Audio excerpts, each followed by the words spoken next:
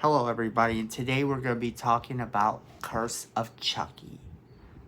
So let's jump right into it. Curse of Chucky takes place 9 years after the 5th film, and Chucky finds himself arriving at a new house. No connection to any of the past movies, and it seems to be an entirely new movie itself.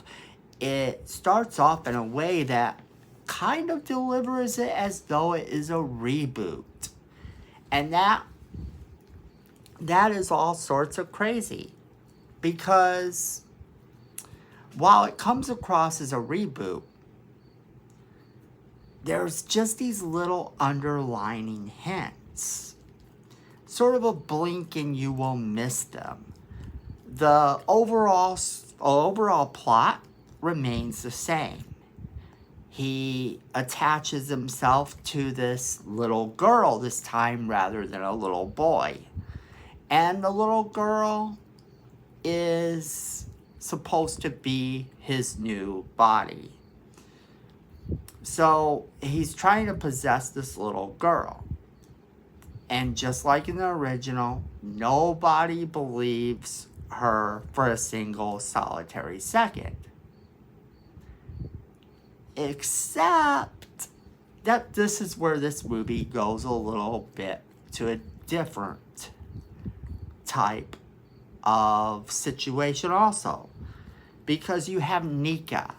Nika is a paralyzed girl who is the little girl's aunt.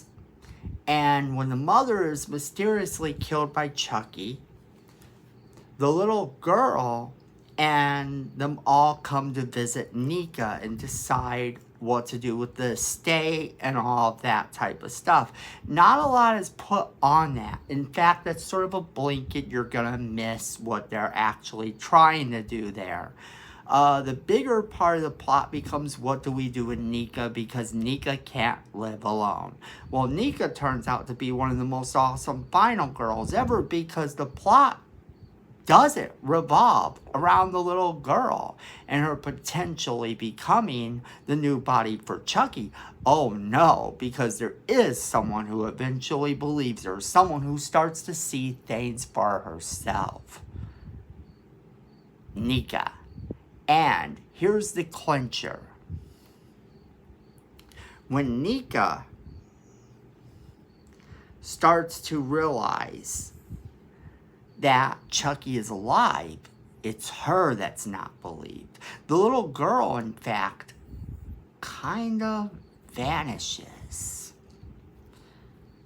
And you're not really sure what happened to her at one point in the movie. But as Nika starts to discover that Chucky is alive, we start to kind of get this familiarity. And we start to see that things aren't what they seem. I won't give any spoilers here, but essentially the plot goes down exactly like that.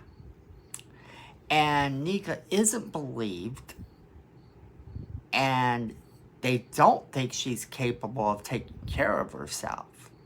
But she proves them wrong on both accounts.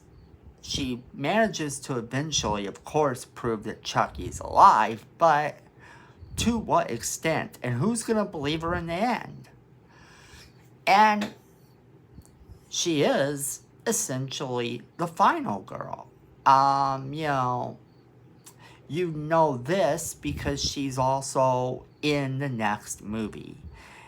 As that's not to say that other people don't survive this movie, but this is a throwback to the very first Child's Play movie, in that it is incredibly dark.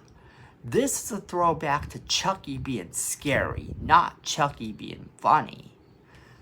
but it ties in really wild to all the other movies in the most shocking way.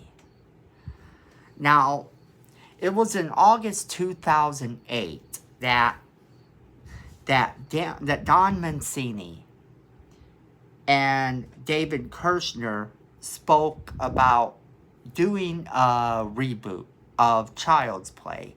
And the idea was to reboot it because Chucky had grown not scary. They were going to do a reboot and make Chucky scary again. So they set off to do exactly that. And he confirmed, Brad Dourif confirmed he was up for doing this reboot. So it really seemed like we were getting a reboot, not a sequel. And it was perhaps one of the biggest tricks that Hollywood's ever been able to pull. And on this small little film that came direct to video, we got one of the biggest shockers ever, that this was not a reboot, but a sequel. But for all intents and purposes, it was marketed as a reboot. It was kind of one of those things where I almost didn't watch this movie. Now, I would have eventually watched it anyway, but I kind of held back, and I didn't hear anything about the movie. A lot of people were still keeping quiet, and maybe it's because I wasn't going on social media looking for answers. But when I saw the movie, I was pleasantly surprised to find out just how it connected. And then watching it again, I saw several other little connections to the past.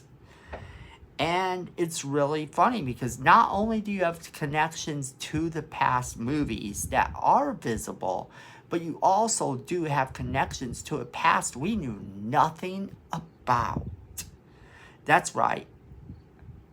Apparently, Andy Barclay isn't Chucky's only enemy. And that's kind of a fun fact to think about. Now, what makes this really funny is Nika is actually played by Fiona Dourif, who is Brad's daughter. And she's brilliant. She's brilliant in the role, and you really should watch this movie. It's great because it is so much like the first film in terms of scary.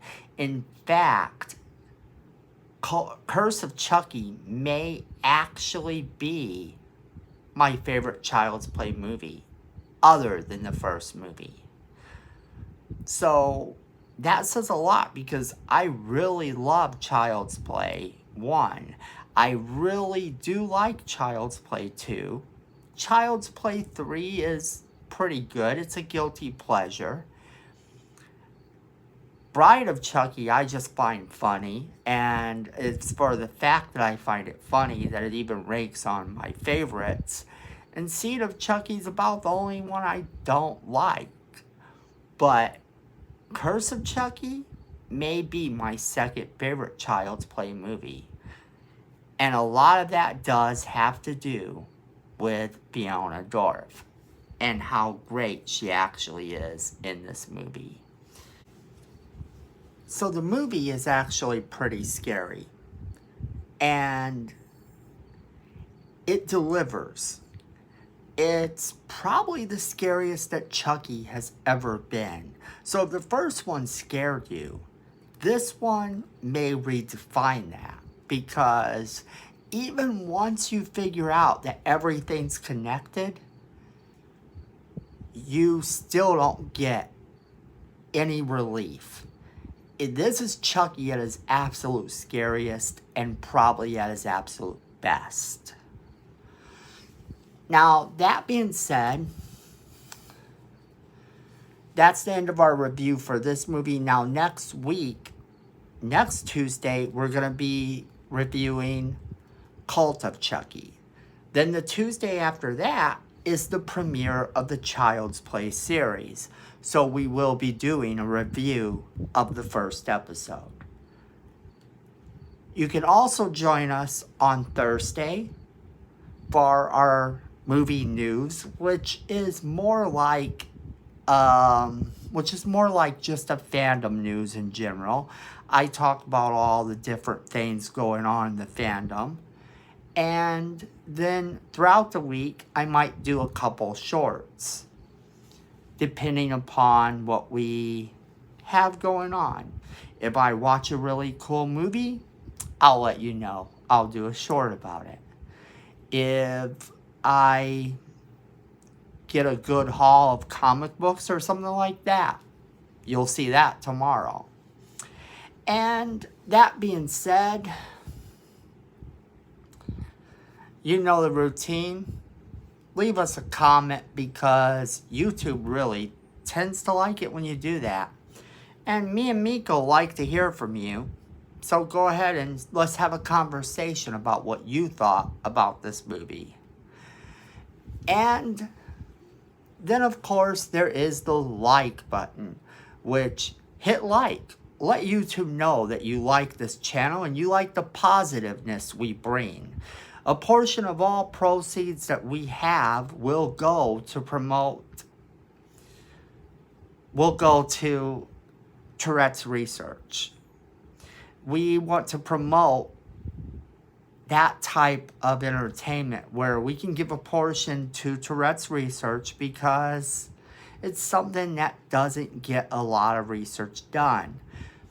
Then, go ahead and hit that subscribe button because Miko really thinks we need more subscribers.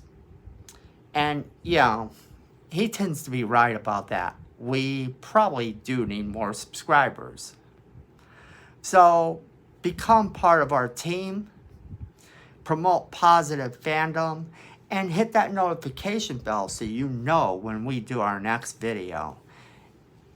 And everybody be safe out there, and you know that at the end of the day, fandom is family.